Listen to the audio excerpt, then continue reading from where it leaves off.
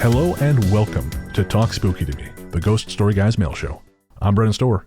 I'm Paul Bestall. And this is the show where we get a chance to hear from you, our audience. Paul, my friend, how are you doing? I'm okay. We've had summer back today for a day, so that was good. Has it been crappy there? It's been raining a Oh, lot. okay. We had flash floods on Saturday. People Yikes. filmed themselves on a bus being flooded round the corner from where I live, which is why I live on a hill. That sounds wise. I got to say, though, if I'm being flooded out on a bus, documenting it for posterity is the last thing that would be on my mind. It's an experience, isn't it? You know? I guess. I mean, I didn't videotape my vasectomy. You know, that was an experience, let me tell you. You haven't lived until you've seen white smoke curling up from your nuts like they've just elected a new pope. Well, summer has arrived back in the UK. It's been pretty nice and warm here. I have been mostly just hiding out and playing superhero video games. As I mentioned to you, I just started playing Guardians of the Galaxy on the PS4 and have really been enjoying it. I shall be getting a copy now based on your recommendation because I think it's only 20 quid here. This is not an ad for Guardians of the Galaxy on PS4, folks. This is just a couple of nerds talking about the things they enjoy.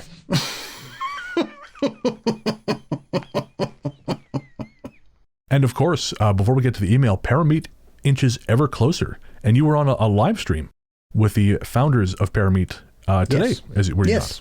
Yes, which was quite good fun. So sort of introducing myself and stuff, and they were trying to dig into what I was doing. So I'm still keeping it under wraps. He is a man of many secrets, this Paul Bestall. Yes, some I will never share. You and me both, my friend. You and me both. All right. Well, we are not here to talk about many and varied secrets. Oh, I mean, we have, I suppose, over time.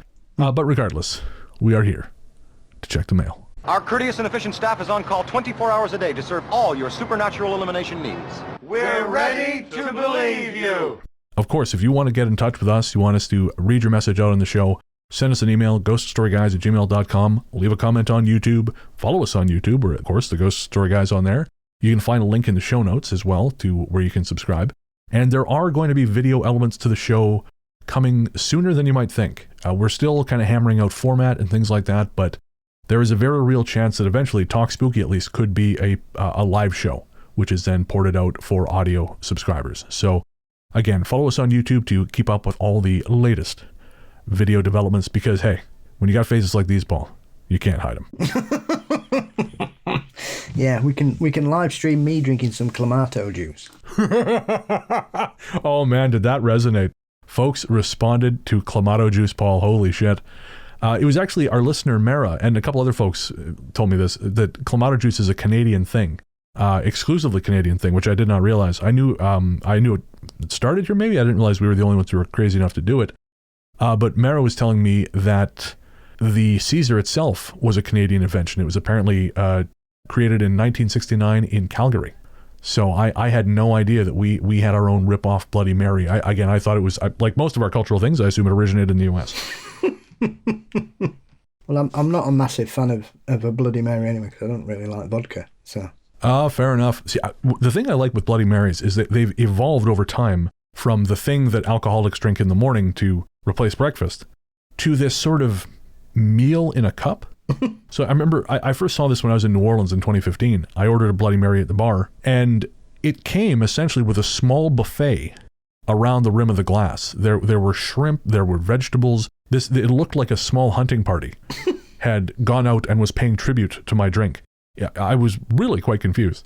And I've since learned that's just a thing that happened. So I have now, in the time since then, seen like photos of Bloody Marys with hamburgers garnishing the rim. I'm gonna find you a link because I know I don't understand it either. What's wrong with just a stick of celery? Well, that's how it started, and like so many things in Western culture, it escalated.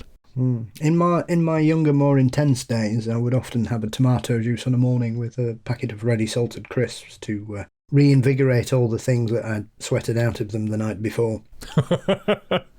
Fair, yeah. I just used to go to Denny's. I've sent you a Facebook message with a link to a cheeseburger garnished Bloody Mary. Let's have a look at this monstrosity. Why would you do that? Because freedom. All right, so our first message comes from The Chronic Witch on Instagram. The Chronic Witch says, "Hey there, big fan of GSG and wanted to send something along. Don't know if you have access to the streaming platform Max, but there's a show on there called These Woods Are Haunted, and oh man, it's all Bigfoots and hellhounds and forest entities. Sounds right up your alley, right? Anyway, if you have access, check it out. Have a delightful day." I'm not familiar with that show, Paul, are you? Yes. Okay. Some parts of it are quite interesting. Listen closely. You can hear Paul tap dancing around this question. And some parts are clearly works of fiction by very overly excited people. Paranormal TV show selling fiction? Paul, say it isn't so. Hey, saying that, I was watching something the other day, looked away for 10 minutes, came back, and Ghost Adventures was on. I was so annoyed with myself. And it was hilarious, because it was a really old one. So they were doing these really shit cutscenes. Like, Zach would be stood there going, "Is this house haunted?" And then they'd go somewhere else. And they'd all be stood there looking like Boyzone or something. Like, piss off. Those were the salad days for old Zach. He was doing well back then. God, he's at the point now we're going to start getting requests from him to be on the show. Next up is Alicia. "Hi guys, love the podcast. Small story for you. A little background. My father-in-law passed away after a short battle with cancer late 2020. My husband and our 1-year-old daughter moved in with his mum to keep her company and help her deal with the stuff he had left behind. My daughter was 1 at this time and would toddle around the living room and kitchen doing toddler things, but always wanted to play on the stairs. And frequently, as she got older, she would babble and chatter with herself, or someone. A small side note, and this might be relevant, but our daughter was our first ever grandchild and my father-in-law adored her. He would call her kid's gorgeous girl, and he was just grandpa to us. But as she got older, she would point to pictures of him that we had throughout the house and go, "Papa, it's like that's grandpa." She's trying to say, "No, Papa." It makes me think that she'd been talking to grandpa when she was trying to play with whatever it was on the stairs. I am convinced that my father-in-law is haunting my mother-in-law because she's doing things that he would do. She's chronically late for things. She's been collecting a lot of stuff. It's just funny coincidence. As of right now, we've moved out and aren't there as much. But I always wonder if our little girl was playing with grandpa, and I just wish I had some confirmation he was there. Alicia, thanks so much for sharing that, and I hope so. I really do. I hope that that it was I hope that it was her papa coming back to just keep company with her, check in on her. I know I've said before my niece had an experience like that, and I don't think we can ever have confirmation. I kind of think not knowing is half the point, but again, it just sounds like a really pleasant experience. I'm always very intrigued. There seems to be a lot of toddlers who have imaginary play friends or people that nobody else can see on the stairs. What is it about the stairs? That's a good question. I mean, there are so many paranormal things centered around stairs. I honestly, I don't know. I mean, I was actually thinking about this, come to think of it. I was thinking about this because I was listening again to your Bothell Hell House episode, the first one, or Bothell House. And I was thinking about some stuff Keith said. And I was thinking that I almost think there are some places which are like nexus points, but I think there's like I keep getting this like image of like something, not geographical, what's the word I'm looking for? Geometrical. Like there's some combination of shapes that I don't know. I just think maybe there's some kind of distortion that happens when you've got these sort of particular angles. And I wonder if sometimes stairs hit that just right configuration. I mean, obviously I'm talking out my ass. I don't know. But I was thinking about that with Bothell. It seems like a place that's a nexus of some sort, and there's multiple things moving through. Like he was talking this story, and folks, if you haven't heard that episode of Mysteries and Monsters, I'll put a link in the show notes. I really encourage you to check it out. But I was thinking about how he saw the gray lady, and it was a fully featured woman. She was just gray, and it got me thinking about there's those lights. There was some kind of art installation that had a series of lights that would make it look like you were grayscale. And and coupled with what Devin said a while back on one of these shows about the way our eyes view light, I feel like there's something there. I don't know enough to draw the right conclusions, but I feel like there is something there involving the light spectrum that would help explain some of this. I just can't. Again, I can't kind of whittle it down to the base because I don't know enough. Yeah, there's certainly some aspect of your eyesight that changes as you're a child. You have a wider spectrum as a youngster. And as you get, I think by the time you hit 8 or 9, your eyes have developed into the normal parameters. But prior to that, you can see the edges of the spectrum, which you can't see as an older person. Next up is a message from Vince. Vince says, Brennan and Paul, I'm currently isolating in my office with my second bout of COVID. Oh shit, Vince, that sucks. However, ghost story guys in a strange little place are helping pass the time, even though I can't focus my eyes from the high fever. I found the podcast during the pandemic and decided to listen from the beginning. I binged it until I was caught up. I appreciate the dedication to all things spooky, but I also appreciate how you both critically think and theorize about others. It's also pleasant to listen to as you don't try to jump scare the bejeepers out of me. While I like paranormal stuff, I am too chicken shit for horror movies and such things. 3 p.m. is my threshold for listening to paranormal podcasts or reading paranormal books for that matter. If you ever find your way to Southeast PA again, I'll make sure to treat you to a beer and an Italian roast pork sandwich. Malevolently, Vince. Hey, you got yourself a deal, my friend. I'm flying in. Yeah, right? Hey, I'm right behind you. Oh man, I love roast pork sandwiches. Anything that's got a bunch of marinara on it, I'm just in. Or anything like Italian. I guess you wouldn't have had an Italian beef sandwich yet. When you get to Chicago, have an Italian beef sandwich. Holy shit.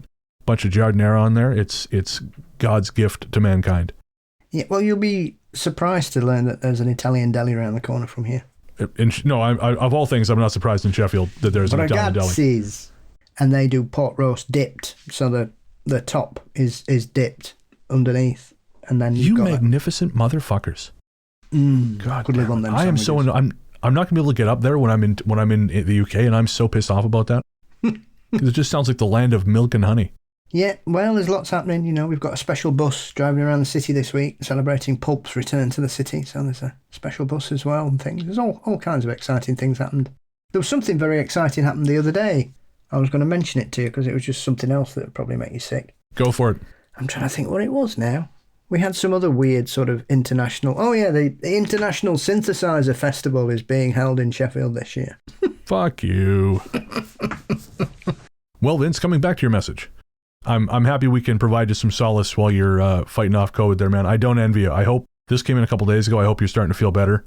The fever's so bad you can't see. That scares the shit out of me. I'll be honest with you. So again, I hope you feel better soon, my friend.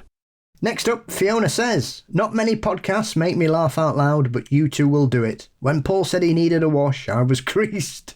Brilliant episode, gents. Thank you, Fiona. That must have been the Clamato thing. Yeah, I'm not sure I mentioned washing often, so yes, I hope so. And Charlie also says, I just wanted to clue you guys in on a pretty great short film I found on YouTube. It's called The Revenant from 2019, and I've included links to the IMDb page and one directly to the YouTube channel. It's about a team of con artists looking to snatch a valuable painting from a woman who thinks they're paranormal investigators, and they're there to try and rid her home of an evil presence. I know it's short. I think the YouTube counter is just over 16 minutes, so I'm sure it had a very limited budget.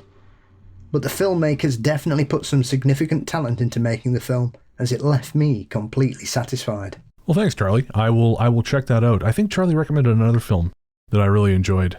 I can't remember what it was off the top of my head, but yeah, I'll put a link to that in the show notes, or I'll put rather the link that Charlie provided in the show notes. I saw a short film once. I want to have a quick look, see if I can find the name. I saw it as part of Fantasia Fest when it was online during the pandemic, because obviously, Fantasia is a huge, very cool genre film festival in Montreal of all places, and of course I had to come home before that happened. But there was this, as part of their short film block, there was this thing, and I think I remember the name. Yeah, so the short is called Abracitos, and if you can find it, I don't know where it's streaming. It's maybe 10 minutes long. It's creepy as shit. It was directed by Tony Morales, and very, very much worth your time if you guys can find it. All right, so next up is Melissa.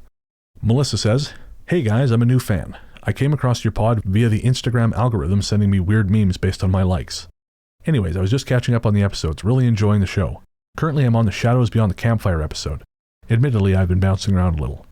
On this particular episode, there was a strange story about lost time at Half Dome in Yosemite, and it reminded me of an experience me and my boyfriend, now husband, had at Half Dome back in 2012. We used to live out there in California and spent a few days hiking various trails. We went to Half Dome in January or February, and not a lot of people were up there because it was still pretty wintry. It's an out and back trail loop, and we only saw one other lone hiker, but the whole time we felt like we were being stalked. We would walk a few paces, and you could hear faint rustling just out of view of the trail. When we stopped, the noise would stop. It was quiet, being winter and all, and it was bright and sunny, but still quite eerie. At the time, we were afraid it was a hungry mountain lion, honestly, and being the only prey available, we felt the best choice was to go back to our car, and we never finished the hike. We never heard or saw any animal, but it felt like being watched, specifically stalked, in a very threatening way. I don't like that trail. We tell the story jokingly, generally, but at the time it felt very serious. I don't consider myself a spiritual sensitive per se, but I am a spiritually minded person. After hearing that one story, I am wondering if there is something off about that trail. Love the show, you're excellent storytellers, and I enjoy the conversational format. I would go Patreon, but I'm a healthcare worker and my student loans are about to be due again without any forgiveness. Thanks, Supreme Court, you desiccated ghouls, so I'm perpetually broke. Thanks for your understanding. Melissa, believe me, we get it. The fact that you're listening is enough. We really, really appreciate that. And the fact that you took the time to email us is very, very cool. We really appreciate that. And also, Paul, I got to say, I'm so glad that the Instagram account is actually sending people our way, because there are times where people will comment on shit and say, oh, you're a podcast. Yes, well, I think they're very lucky if they were in Yosemite, because there's some very hair-raising Bigfoot stories from that particular location. So if they're lucky, it would just have been a ghost. Yeah, or a mountain lion. That is a very possible thing. I know we were in Yosemite in 2008, and they were warning everyone away from this one section of this trail because there was a mountain lion out there. And I remember this story I've told multiple times on the show, but back in Revelstoke, I was out for a walk with my cousin. This is like 2004 or 5, and it was maybe 2 a.m, 3 a.m, and we were out walking on the Greenbelt in a part of town called Big Eddy, and we realized about halfway out the loop that there was something in the bushes stalking us, and that was very likely a cougar, and not the fun kind. So Next is from Lindsay, who says, just wanted to drop a quick note about the ads in the show. I'm a patron, but I listen on Google Podcasts because I just don't love the patron interface. For most shows, I just skip past the ads, but you guys always make them hilarious. I cracked up at the latest one about the Swedish chef, and I also love Bren's pizza guy impression. Anyway, just wanted to say thank you for making all parts of the show entertaining. That's why you're my favourites. thank you, Lindsay. I love writing ads. So it always makes me happy that folks like them. We're recording part of a new one today for an author friend of the show, which I'm looking forward to. I was gonna say, if you're a patron of the show and you don't like Patreon's interface, which is garbage, so I understand, you can actually copy and paste your RSS feed from Patreon into a third-party podcatcher. I think actually Google Podcasts has a separate thing for private RSS feeds. So you just copy it from Patreon over to Google, and you get all the patron stuff in your Google app, so you don't miss out on any of the bonus shows and things like that. Because Patreon's app is dog shit. Most things Patreon does is dog shit, I'll be honest with you. Oh, they're just rolling out a new platform, which I'm sure will be brilliant. Oh yeah, no, I can't imagine that's going to be a rolling cavalcade of nightmares. Do you make your living on this platform? Allow us to complicate this unnecessarily. We're just going to make it really hard for you. Oh yeah. Also, we're upping our fees. Fuck you, creators. They should call it that. They should just call it fuckyoukreators.com. Fuckion. Fuck you. Well, yeah, it's pretty much fuckion already. Our next message comes from Micah. Micah says, I've been meaning to message you with a big thank you for sharing my story in one of the Dream episodes late last year. Mine was regarding my father and I in the garden. It meant a great deal to hear and helped me continue to heal and mourn. I apologize for such a late follow-up, but like my dad, I specialize in procrastination. But that's not why I emailed. I'm listening to the July 4th release. Actually, I'm listening to it right now for the third time as I'm headed to bed. I'm one of those that listens as I do chores / walk the dog / walk to work. It gives me a reason to go back and pick up anything I missed. Well, I missed something until tonight, and I cannot explain how, but here it goes. Paul, this is specifically for you. Somehow I missed your story of the psychic you visited. I missed completely what she had said regarding your friend and not learning to drive because of what had happened to him. Minutes before you shared that, I had prayed to my loved ones who had passed, particularly my brother Jason, who was struck by a car at 17 and killed. See, I signed up for driving classes 2 days ago and had my first lesson today. My second is tomorrow morning. I just asked if my parents and brother could watch out for me and grease the wheels in some magical way should I need the help. For years I've been terrified of hurting someone, and that fear held me back. Losing my brother was really the end of my family. It fell apart quickly after his death, with my mom committing suicide 2 years later, and I blamed cars for all of it. I hated them. I was even hit by a car a few years back. Well, last Friday I had an epiphany that it was time to let go and move past this giant roadblock in my life. And I've been rolling right through it. I say all this because it felt unreal that I had just asked for help and guidance when you shared something I felt to my core. I don't believe in coincidences on this scale. It felt like I was supposed to hear it at the right time, unimpeded and paying attention. Anyway, if I can do it, you can too. Whenever you're ready, listen to your friend and move on. Sorry if this is a bit of a ramble, I just couldn't get back to sleep without saying something. Thanks for another awesome episode, guys. Take care and be well. Well, that's lovely. Thank you for taking the time to share that. I have tried. I got about 18 lessons in, but I just get to a certain point, so I've not gone back, but I'm planning to get back into it, I think, because it was quite nice, you know. But yeah, I'm just a lazy arse, I think, because everything's within 20 minutes walking distance. I feel like that's the opposite of lazy. If you'd rather walk than drive, Well, yeah, I do walk everywhere, so obviously not to foreign countries. Well, anywhere is walking distance if you have the time. That is a fact of life. It took me a long time to get my license. I didn't get a license until I was 27 is when I went for my test finally. And honestly, I only went because someone actually, I'm similar-ish situation in that someone in my family died very suddenly. And all of a sudden I just thought, shit, I don't have as much time as I thought I did, man. And so I just went and did it. But I was really scared because when I was a kid, I was in 2 car accidents with my dad. My dad was a fucking terrible driver. And so I remember, like, yeah, that scared the shit out of me. Like the second one I remember especially, you know, I was in a car with my sister, and I think that one was his fault. And all I remember is the car just spinning around being covered in glass. It was just a fucking terrifying experience.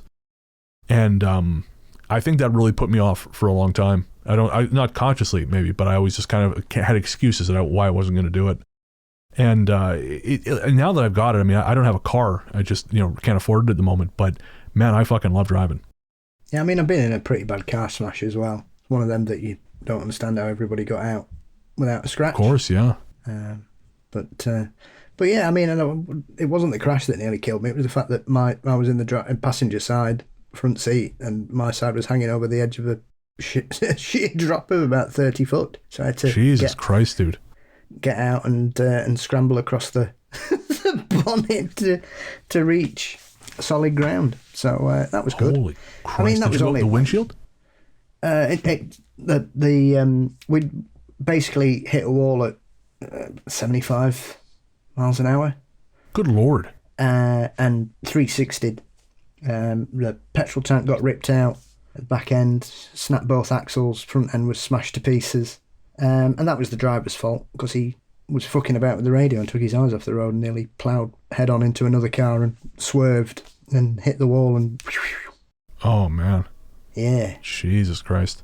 Yeah, 6 of us, not one of us. One person got a bit of a bruised head and they bounced up. And that was it. My sister had a near miss like that when she was a kid. She was hanging out with these dipshits. And I think they were 4x4 and down on the flats. And it was her friend had a much older boyfriend. It was gross. And I don't know how she managed to avoid it, but as I recall, the pictures of the inside of the truck where her head should have been, the metal was indented.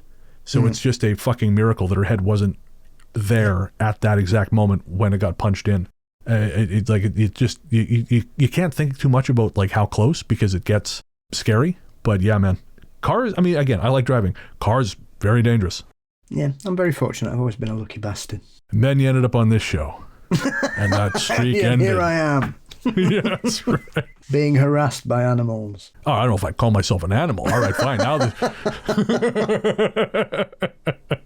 Rawr. Next up is a message from Tessa. And Tessa says, "Oh my God, I just about died when Paul said my name. I didn't think you guys would notice my comment.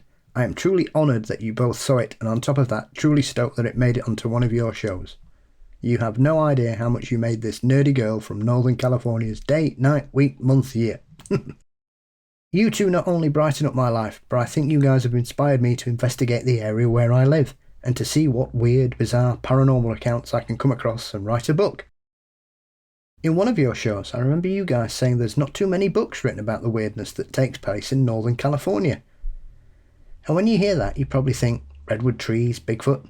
But nope, I don't actually live up that far. I live about an hour north of Sacramento. It's a small farming town. But we actually have two documented UFO accounts that took place in the 70s. But I know there's more craziness around here than that's been buried. I don't know why, but I feel like I need to try at least write this. Do you have any ideas how to get started? Do I write to the local papers asking for anyone who has unusual encounters to reach out to me? Or just trying to check sites like newspapers.com? Any insight or direction would be greatly appreciated. So I would start there. I would start with newspapers.com. I would start with, honestly, stuff like Reddit. There's a bunch of different paranormal forums on Reddit. I would just drop the name of your county or your town. I would actually do a couple different versions of it into Reddit and see what you can pull out there. There's sites like yourghoststories.com. You can do searches there. Newspapers.com is a little harder just because it's such a big field and you kind of have to know specifically what you're looking for. And you're like, if you put in ghost into newspapers.com, you're going to get a ton of results and none of them are going to be what you want. I mean, UFO maybe, but probably even then it's like, it's tough. Paul, do places like MUFON still post their case reports online? Yeah, MUFON do. Obviously the BFRO do. So you've just got to track it down. I would always suggest as well trying local historical societies and just Google any local researchers and stuff, because as soon as you start, you'll find it, especially in that particular area. I would imagine there's tons of strange things going on in Northern California outside of illegal weed farms, allegedly. The other thing that was occurred to me is like Facebook groups. There's guaranteed to be some kind of Facebook group for haunting in that area. I can't remember how, I think it might have been our listener Maishri invited me at one point to the Haunted Tehachapi group. And I mean, Tehachapi's, it's not as far up as you are, but if there's a Haunted Tehachapi group, I have to imagine there's a haunted group for, your area. So I would also check Facebook. There'll probably be a private group, so you might have to join, but yeah, I think those are all pretty solid places to start. Yeah. I would imagine as well, check out Zelia Edgar's work, because if anything super weird's happened in Northern California, Zelia's probably uncovered it. Oh yeah. Well, that leads me to the next message we had, which is sort of along the same lines from our listener, Jonathan.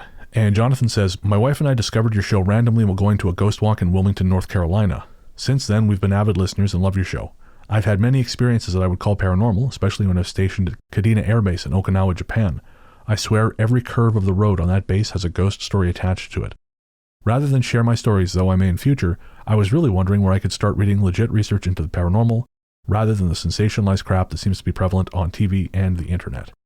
I sent him a separate response, but I wanted to get, I wanted to repeat it on here, because I think there is a lot of bad information out there, but also I really wanted to get your take. So, and Zelia Edgar was one of the people I mentioned, but who else would you say, Paul? David Weatherly. Oh, absolutely, yeah. 100%. I think, he's done a book on North Carolina. Oh, of course, yeah. So he's always a good person to start.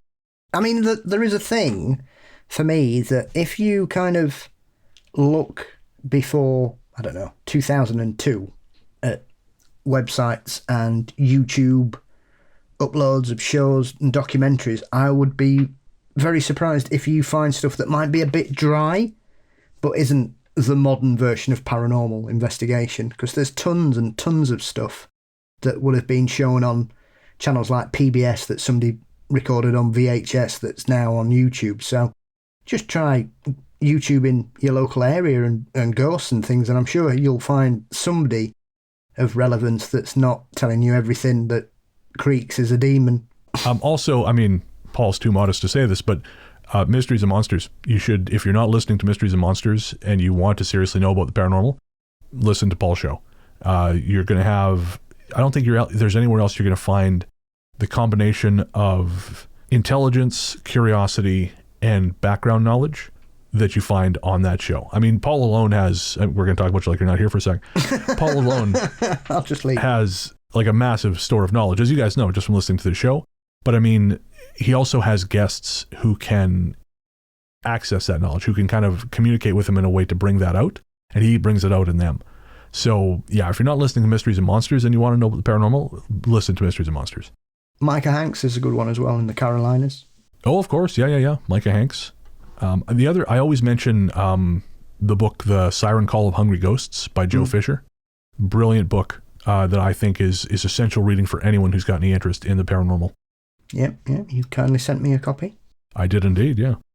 And I also, if you like jinn, I'm really fascinated by jinn stories, but they're harder to find because I think I think there is a tendency among paranormal researchers to sort of focus on Western things, or if they're talking about something like jinn, they just get very tied up. They don't interrogate it enough to really tease apart the cultural threads. So quite often, if it's Western jinn researchers, they'll say, oh, well, it's an Islamic demon. That's not true. The belief in jinn predates the beginning of Islam. But again, quite often, those two things are just, because jinn appear in the Quran, those two things are conflated, but again, they existed in pre-Islamic Arabia. So I recommend for that, Rabia Chowdhury's podcast, The Hidden Jinn, and Robert Lebling's Legend of the Fire Spirits is a really interesting overview of the various cultural lore surrounding jinn. So that's, again, if you're into that topic the way I am, those two things are very cool. I would also mention as well, try and see if you can find any books or articles in regards to the Native American tribes that were in that area. I would imagine that will give you a good lead into some strange and wonderful beliefs and experiences as well that, once again, are often overlooked by mainstream press or adapted into the, of course this house is haunted, it's built on a burial yard. Woo. Yeah. So Tessa and Jonathan, hopefully those will give you some places to start, and thank you both for listening. And we only charge 10% commission. Thank you. 15. Speaking of finances, we're going to take a quick break to pay the bills, and we'll be right back. If you were a patron at patreon.com/ghoststoryguys or by subscribing to Apple Podcasts, you wouldn't have to listen to any ads at all.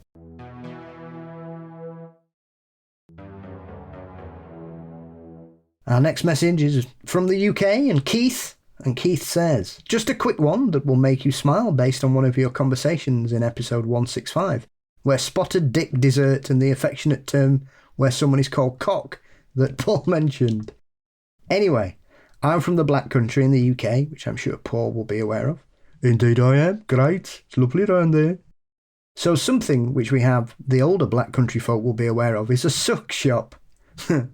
It's a Black Country term for a sweet shop. So you would have a bag of suck, or sweets, and you can understand the confusion if a Black Country bloke goes to another part of the country and asks someone where they and asks somebody where the nearest suck shop is. I hope that gives you both a smile. Well, it certainly gives me more than a smile, Keith. I'm going to run that one past my wife, and she's going to say, how is it you always manage to find these terms? And I'll try and blame you, Keith, but she won't believe me. Well, we call them spice up here. You got any spice? Get some spice for film. Paul, I think someone's just trying to sell you drugs. No. I know the difference. I know those words. That's very different. Come on. But yeah, we round here in Yorkshire, we used to call sweet spice. Bag of spice. Okay. The only different candy word I can think of is there are certain candies sold here in Canada which used to have extraordinarily racist names. I don't think, even we never had racist sweets. Really? And we're England. So, if I say licorice babies, can you make the leap? Really? That's what my grandma used to call them. I mean, it may have just been my grandma was a racist piece of shit. I mean, possible. She was Italian. But, yeah. No, I don't remember that. I mean, we just had racist images on jam, so we didn't bother with sweets. And toys. Don't forget the toys. Oh, yeah. Can't beat the toys. Yeah, absolutely. In fact, where was I recently? I was in not a charity shop, I was in an antique shop and they had loads of them. It's quite really frightening.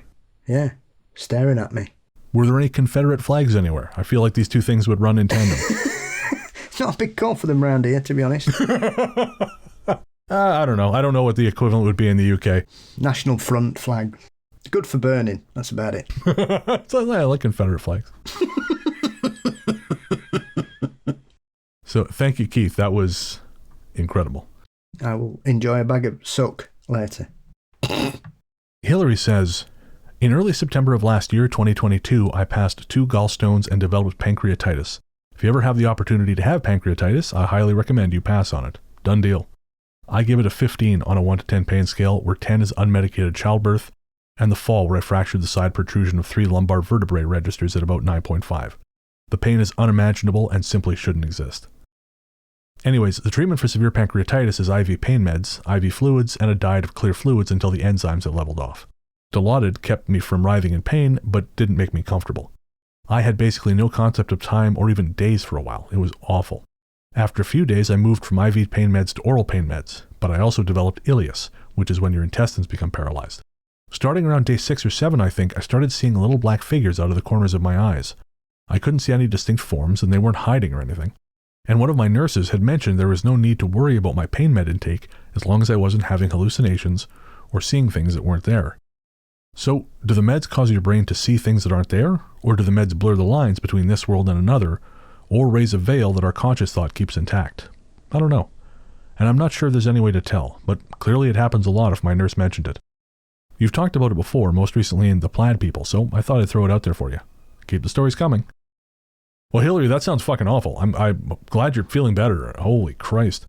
As for the other thing, as you say, there's no way to know. No one knows anything with the paranormal. There are no hard answers. But I know I had a friend who, the very first and only time he was given a Percocet after his car accident, he saw little tiny elves pulling off strips of his skin. And he decided after that he was done with Percocet. He loved morphine, but he was never again taking a Percocet. I remember he said one of the elves, or several of them, were in little biplanes, and they were like flying down or riding down his arm, and then when they took off, they were pulling strips of his skin off and behind them like banners. Sounds like 1993 to me, that. Woo! The Paul Bestel special. Used to have to pay for that. Yeah, well, yeah, not much, but you did, allegedly. And well, when I don't know what they gave me in the hospital. I would imagine it was morphine when I started hallucinating. I just found it very odd that I saw fairies, which is not something that I would think would be. And clearly, I was fully aware of what was happening and saw them pop, pew, like little pew, like somebody turning on a light bulb, and they were there, just like appearing out of the ether. About half a dozen of them, and they were all distinctly dressed and everything. Next thing I knew, I woke up. But I tell you what, I was feeling really good when they arrived. Woo! I bet. So they never told me what they'd given me. Never. I have no idea what it was. So when you find out they didn't give you anything? Oh, no, they did. I know they did. So I was just on an IV. Obviously I had 30 litres of fluid pumped through me because I was so dehydrated. Holy shit. And it was the last bag that they gave me just after the Quincy had burst. And they just came in and changed my bag. And within 10 minutes, I was like, whoa, where are we going here? Ooh. I was like, I am now the bed. I am one with everything. Nick was watching this program the other day, and it was on legal highs. Should this be legal? Well, they're only legal because they keep changing the chemical nature of these fucking things. Like, no one's saying you should take them. This is a problem. Yes, it is a real problem. This does not demonize cannabis. This should demonize fucking man-made compounds that are just fucking shoved out with no safety testing. That's what you should be afraid of. Also, you should be afraid of the fact people are buying this shit because they can't get legal cannabis. Like, fuck. It's so just a completely ass backwards, like, oh, legal, these are legal highs. Which just, it always implies that there's some kind of tacit endorsement, which of course there fucking isn't. Yep. Oh. Yeah. It's never been right since they banned poppers. Okay. They were legal at one point? Oh, yeah. Yeah, it's only recently they've been banned here in the UK. Interesting. Well, they're not really banned. They're banned. The classic. I gotcha. Oh, usual, sir. You have to ask for it. It's like the video nasties. It's under the counter. brown paper bag. Yeah. Yeah, whatever you do, don't do it in the street. And then 5 minutes later, you just hear somebody laughing hysterically. I'm a man. I'm made of marshmallow. I am so... I'm not a drug guy. I have just tried so few of these things. I've tried mushrooms a couple times. Obviously, cannabis a bunch, and that's it. I just don't... I've had one Tylenol 3 in my entire life. That is the only opiate I've ever had, was one Tylenol 3 capsule. Well, good. That's a good way to be. I guess, yeah. I mean, I've been lucky enough. I haven't been terribly injured. Mm. Yeah, I work with a lot of people like that. Oh, in the government? Yeah, a lot of boring, stiff people. Well, they are, and then they drink 14 pints on a Friday. Oh, of course, yeah. And sit there and tell everybody how bad drugs are. Yeah, I don't do drugs. Just drink until I pass out. Yeah. Till I forget the horror that is my life. And assault an innocent bystander. The way God intended. We really invented Stella if he didn't want me to fight. That should be in their ad campaigns. Every pub I ever worked in, I had it taken out first day. Oh, really? Sends people wappy. Oh, really? You think it's got a specific effect? Oh, yeah. I've replaced Stella in every bar I ever had with equivalent, if not stronger, alcoholic beverages, and had nowhere near the issues associated with Stella. Interesting. It is, because it likes to promote itself as a classy drink. It sponsors tennis, and it's always high-end advertising, and it's reassuringly expensive, and it's just drunk by meatheads. I've never enjoyed it, and they say this sort of confirms that for me. No, I never liked it. Never liked it. Ugh. I wouldn't wash the car with it. Stephanie says, today I had an eye-opening moment coming to the end of the most recent episode. I've always appreciated the mental health segment at the end of the episodes, but only tonight noticed that I've started speaking along with them. And I hope now that there is a time where I feel a creeping sense of loneliness or hopelessness, that I will continue to reiterate those same words to myself, almost like an impulsive word association. So yes, it meant a lot tonight, and I just wanted to let you both know that it really does make a difference. Oh, thank you, Stephanie. Yeah, thank you very much. I'm happy we could help make some kind of difference for you. Next up is Brooks. Brooks says, I live in northern Colorado, and right now I'm attempting to drive south to Denver. In 45 minutes, I have gone 22 miles total. The podcast is keeping me from losing my absolute shit. The only thing keeping me sane is the podcast. The laughter, jokes, stories, conversations are filling the motionless car as I sit on the interstate. Well, Brooks, we're happy we can keep you together. You've been listening to the show for a long time. I'd hate to see you end up in jail. So, yeah. I hope you made it to Denver well, I hope everyone else made it to Denver. Pardon me. I hope you made it to Denver with everyone else in one piece. That's the power of the airport there. It can change time and space. Or slow it down at the very least. Well, that's because it is such a magical, mythical place, isn't it, Denver Airport? That's enough of that. Let's not make this worse. We know there's aliens in Denver. We've all seen Mork and Mindy. Jeez, I hadn't thought about that documentary, Mork and Mindy. I remember that. See, yeah, because it was a follow-up to that other documentary about life in the 50s, Happy Days, or whatever it was. Nanu, my friend. Nanu. All right, so this is going to be our last email for the night, and I just wanted to give you a quick content warning. This email deals with the topic of domestic violence, so if that is a difficult thing for you to hear about, I recommend you skipping towards the end of the show, get to hear the new song from the Revenants, and if that's not a problem for you, then keep listening.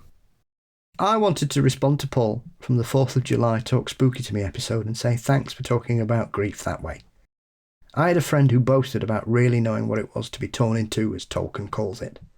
She lost her mum to suicide, and I validate that this is something devastating for her, even 3 decades later. I have a grief that very few people are aware of.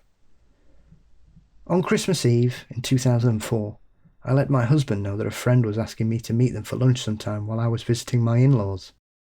My husband read this as me trying to abandon him and his overbearing family, and he kicked me in the stomach so hard that I fell backwards over a table and then stormed off. I went to Christmas vacation pregnant and came back not, because he hated me for wanting to see a friend. He also broke my wrist the next day over a family game of Monopoly. I left in February 2005, but I hadn't told him or family yet. It took me until 2015 to tell anyone, and it was because he was getting remarried and needed me to write a letter to the church about unresolved issues there might be. I wrote up the recommended prison sentences for everything he got away with. They got him mental health treatment and I got PTSD. It took him 3 years for the church to let him get married when they heard about all of that. But now his wife's grandkids think of him as their Papa John. He boasts about being a good stepdad to 3 kids. A few years after he cheerfully wanted my go-ahead to have a happy life, I read an article on pregnancy loss. It said one coping mechanism is to name your child. I immediately started thinking of mine as Beth, named for my grandmother and one of my best friends from high school. It makes it a little easier to think that I miss Beth, but Grandma Eunice Elizabeth can look after her now. But I also grieve that she'd have graduated this year. I never got to introduce her to 13 cousins on my side. I'm frequently harassed for not having a husband and kids, even by my own family who think that I should have stuck it out long enough to have a family. I stopped trying to explain myself 2 years ago and replaced speculation with, he tried to kill me 3 times. You wouldn't have had grandkids. You'd have had a murdered daughter. Grief never goes away, and thank you for acknowledging the struggle of it. So, Anonymous, thank you for sharing that. We're happy you're still here, and Jesus Christ, your family can go fuck themselves.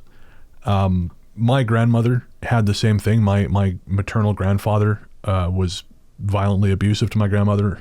She left him, and her family essentially cut her out. Her father, my great-grandfather, I guess, essentially told her, you made your bed, now lie in it. And it's gross, and I don't know why the fuck people do that. But folks, if someone in your life tells you that this is happening, believe them, and don't ever fucking judge them for saving their own lives. Yeah, and I always find it incredible, even in this day and age, why people feel, especially with women, that it's a fairly simple question to say, oh, when are you going to get married? When are you going to have kids? Like they're in a cult, you know. You've no idea why that person's making their life choices. Leave them be. You want to do what you want to do, fine. But don't try and push other people into it, because you've no idea what they've been through unless they've opened up to you. So leave them be. Bugger off. And even if they have opened up to you, don't harp on that shit. Just listen and shut the fuck up.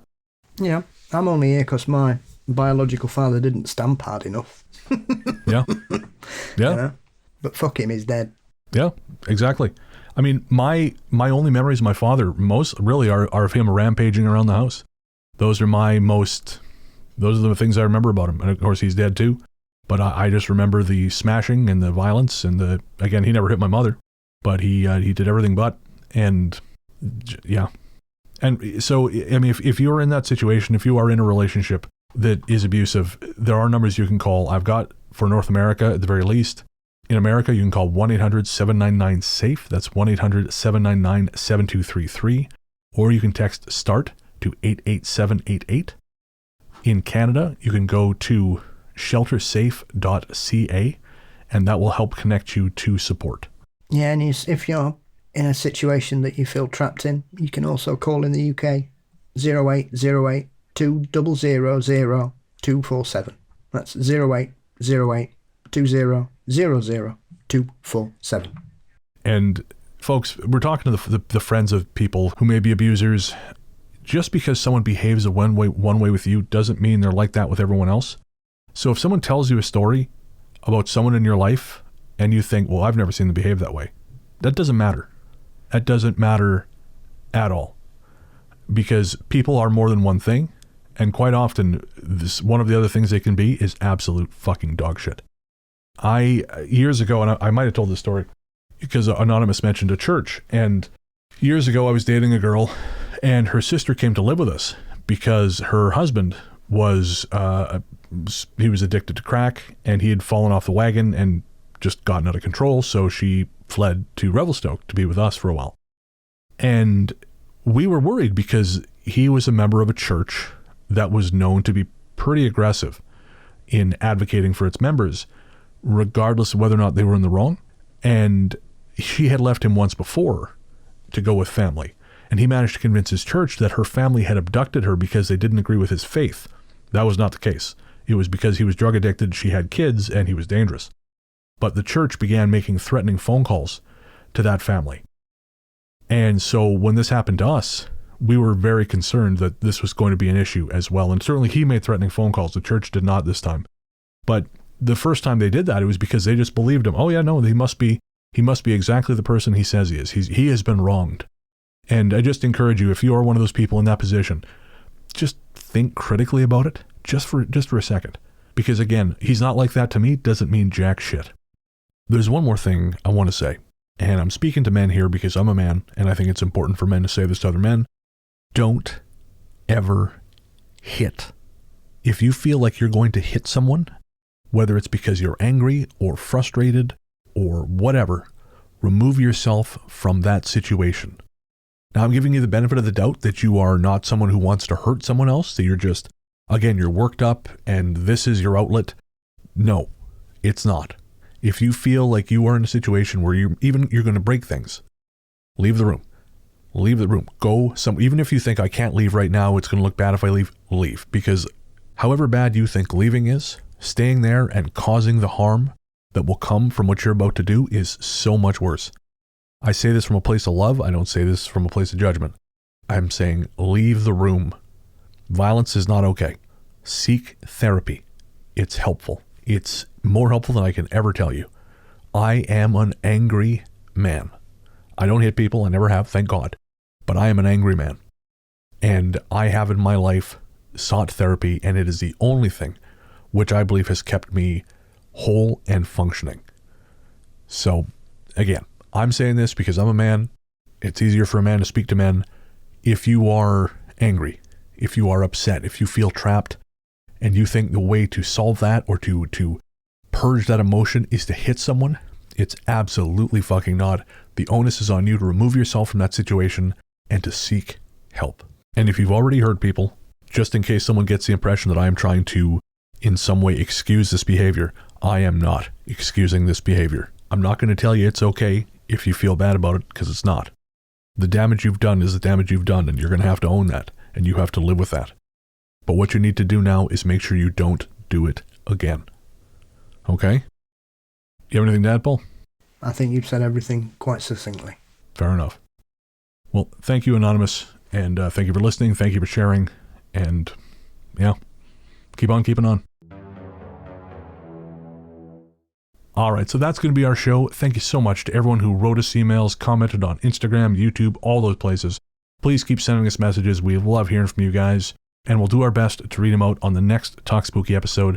Remember, Talk Spooky comes out every 2 weeks. Next week, you'll see episode 167, and then Talk Spooky 8 the week after that. And of course, as with every episode, we have a musical guest. If you're a musician or part of a band and you'd like to hear your music featured in this segment on the show, shoot us an email. Again, ghoststoryguys@gmail.com. We'll see what we can do. This time around, we're featuring a track from the Revenants. Of course, the Revenants are a project of the Boston-based musician Elliot Wilder. They're on our house label, Night Harvest Recordings, and the song is from their new album, Blue Period. It's a title track for that record, and we'll be playing that as we head out. But before we do, Paul, where can everyone find you online? You can find me on most social media platforms, either as Paul Bestel or as Mysteries and Monsters, including that newfangled Threads thing that seems to be a daily attempt to make me lose my mind at the moment. But you can find me there. All right, I'm largely the truth on Twitter, Instagram, Blue Sky, and yes, Threads. And my other show, Weird Together, is available on podcast platforms everywhere. And that's a look at independent horror films. As we mentioned, if you want to get in touch, ghoststoryguys@gmail.com. You can find us on YouTube, Instagram, Facebook, all those good places. And until next time, we will leave you with the Revenants.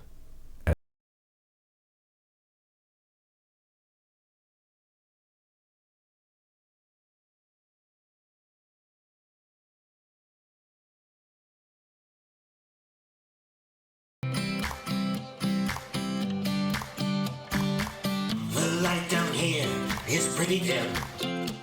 It's hard to see my way. I keep crashing and falling down like a jiggly anime. Times are hard and times are mean. Not no one with half a heart. I keep hoping for a new dawn,